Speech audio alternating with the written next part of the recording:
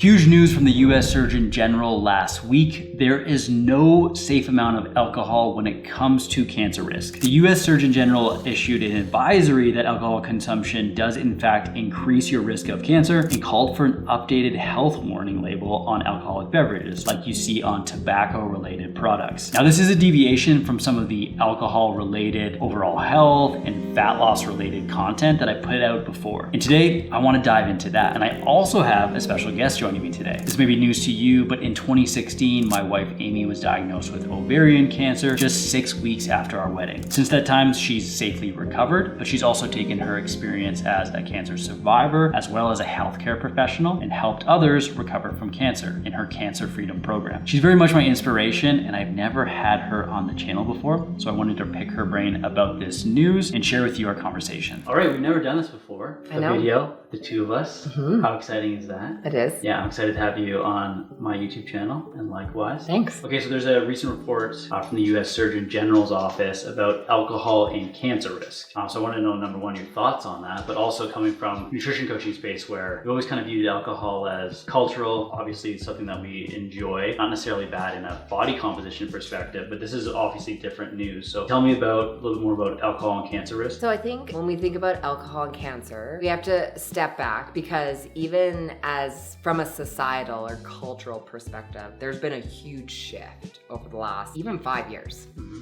When we had our first child, obviously I was sober in that period when I was pregnant. Mm-hmm. There was like nothing like in terms of non-alcoholic options. There were some, but they were bad. Sure. And they didn't show up in restaurants. Like you were just kind of out of luck, right? Yep. And so even between that time frame, and he's 5.5 now. So between that time frame and now, there's been this huge shift. Like we see more people going sober, more people choosing not to drink, and culturally we're seeing more non-alcoholic products. There has been a cultural shift for sure. Now in terms of this newest release about alcohol being associated with cancer, this information's been known for a really long time. I think the concern has come is that such a small percentage of North Americans actually understood that risk. We know that it's about 45% of Americans understand that alcohol is linked to cancer. So that clearly needs to be communicated to people better because there is a clear risk there. Right, so like they were talking about, this report came out, it was based on a 2019 survey data of people's like interpretations of what could happen with a bunch of different risks, and alcohol was the main one, being the one that people really don't know could influence this process. Right, yeah, exactly. I think when people think about cancer risk, they're thinking about, oh, it's genetics, like you're just dealt this hand, or it's unknown, so it's like this thing that we're exposed to either in our environment or mold, or we just don't know,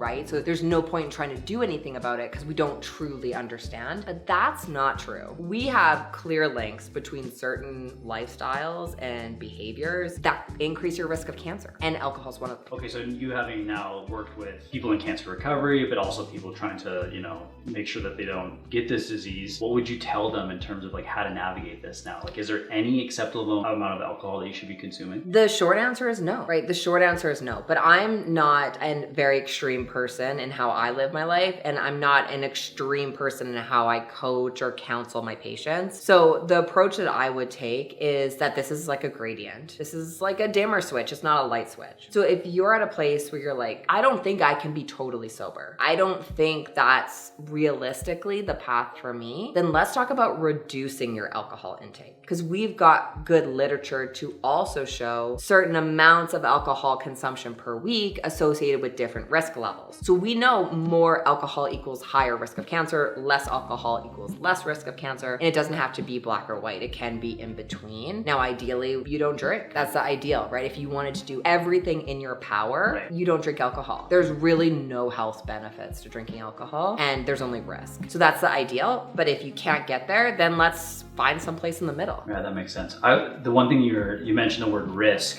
which obviously is interesting because a lot of this stuff is based on population-based data. It's really tough to control, especially when someone gets cancer. Looking backwards, what was the reason? In terms of being causative. So in terms of mechanisms, like why is this an increased risk? Like what happens with alcohol specifically? Well, I'll answer this, but then I'm gonna punt it back to you because I feel like in terms of alcohol and like from a physiological perspective, that's in your wheelhouse as well. But Alcohol is a toxin, right? It's a toxin to our bodies. So when we have toxins introduced to our bodies, they do cause free radical generation. And free radicals are what's at the base of all cancer. So it's a natural thing for our bodies to be exposed to free radicals every day based on our environment, like pollution, stress, or what we eat. The trouble comes when those free radicals are unchecked. So antioxidants can neutralize free radicals. So if you eat antioxidants from your food, that will neutralize free radicals and keep you safe, potentially from cancer. But if free radicals go unchecked, there's not a good balance of your nutrition, you're not able to neutralize them, then it opens up the gate for cancer to occur. So tell me, in terms of a cellular level, what's your take? Why does alcohol cause cancer? Well, yeah, I don't think there's DNA damage as well in terms of like it being a toxin. I think from a body composition perspective, we always, and this has been pretty well studied in terms of well-controlled studies, like alcohol is a toxin, and when you metabolize it, the actual toxin takes priority over any other type of metabolism. So when you consume alcohol, you're going to burn that off right away to get rid of it because you don't have a natural storage form of it, right? Like you do carbohydrate or fat. Carbohydrate, you can store, 600, 700 grams of carbs. So like your body wants to like prioritize getting rid of it right away, and it views it that way. But that doesn't mean, so it halts fat oxidation. That doesn't mean that you get lean or have a healthy life. Why it's problematic at times is that like maybe it displaces out other calories that would be health promoting, or you consume alcohol and are now in like this, like you're disinhibited, you eat different foods, those type of things. So it's like kind of linked with more unhealthy behaviors, but in a true essence with body composition, like it's not going to completely derail things. Again, dimmer switch, not off, that type of thing. So from a body composition perspective, I've always kind of thought of all the evils, it's not going to ruin things for you. People enjoy it. It's something that you can include. It doesn't need to be so black and white. But news like this obviously changes things a little bit from that perspective. Based on all the literature, obviously how we view cancer, there's so many different types of cancers in different tissues with different mechanisms. But we do know, like that is true, and cancer is like 1,000 diseases under one umbrella. But we do know that alcohol is linked to 11 different types of cancers. So, and the major types of cancers that, majority of people are being influenced by. So breast cancer, like that's a huge one. It's linked to breast cancer. So it's not just like, these arbitrary or rare types of cancers. These are major types of cancers people are being diagnosed with. Well, I guess so just mechanistically, I'm not entirely sure. Is it like this DNA thing? Is it antioxidants? Or is it like hormonal implications with some of those type cancers? I think they're looking at all of those. I think that's important to understand too, because we've known that as well for a long time, that in terms of alcohol, it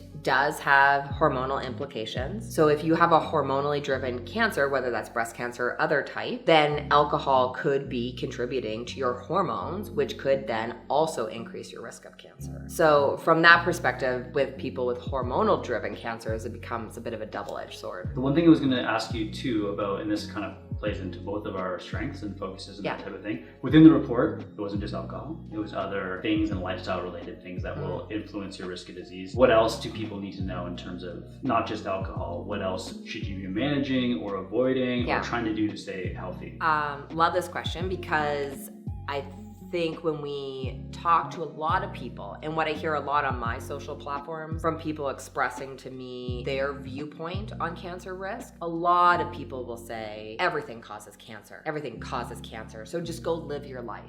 Like just go, forget it. Just be well, enjoy, right? Because you're either going to get it or you don't, and you have no control over it. Do you, just to interrupt you, sorry, I don't just because I find this interesting. Is that coming from people that mainly have had cancer, or people like just associated with it, kind of giving their opinion? We have a mix, right? Like for myself as a cancer survivor, I would love to believe that this was a game of genetic Russian roulette. I hear that a lot, right? I would love to believe that I had no power and this mystical thing happened to me, and I was already doing everything I could to live a healthy life. Like that would be the ideal, especially for someone that cares about their health. When I was diagnosed, I was healthy. I was a healthy body weight. I worked out a ton. I ate relatively healthy. So I could very much play the victim, right? And be like, it just happened, genetics. I've got no control. And moving forward, I have no control. So, I mean, there are cancer survivors that say that, right? But if I were personally to go back and look at my life when I was diagnosed, absolutely I was doing things that would increase your risk of cancer. I was drinking, for sure. I had unchecked stress in my life. Perhaps I was working out too much at that time. And of course, perhaps there was a genetic component. There was a lot to take in there. And I think if you're a person that's healthy and fit and diagnosed, you want to believe that this was out of your hands.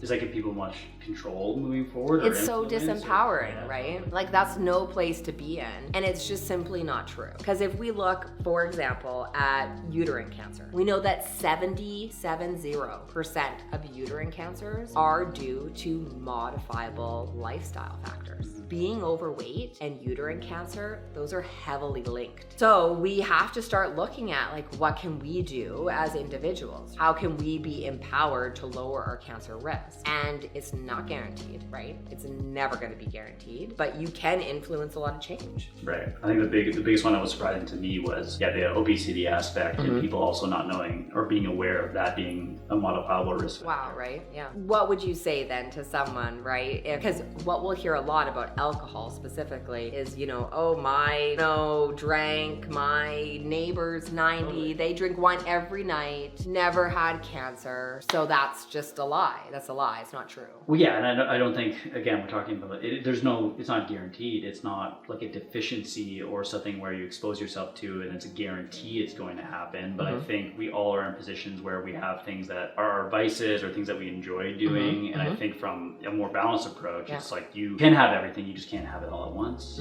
Or you kind of have to pick your battles. And like as a coach, this is the type of stuff I'd be suggesting to people where it's like, I don't know, an energy balance perspective and those type of things. It's like, on the nights where you're going to have alcoholic beverages, maybe you don't eat the food that you don't necessarily would, or like you had to kind of like pick and choose your non-negotiables and that type of stuff. Does that change the fact that like alcohol is a toxin and we can view it differently than food? But I mean, then again, there's people that have issues with like hyper palatable food choices and things that are like, that's maybe not necessarily a toxin, but there's different things that could impact their health that way as well, right? So I think we all have our things. I think at times we just got to pick and choose that. It just kind of comes down to what type of risk you're willing to accept. But I think you can't do all of the things. I agree. Absolutely. You can't do all the things. And you're never going to be this perfect state of health. I mean, that's just what life's about. It's like an evolution. I think if you look at any risk of disease, including cancer, but including diabetes, including a heart attack, anything here, you have to look at the odds. So knowing nothing in life is guaranteed. Nothing. You're going to die and you're going to pay taxes. That's it. And then everything else is up in the air. Okay. So it's really odds game. Yeah. It's really about playing the odds. Numbers, yeah, you're playing the odds.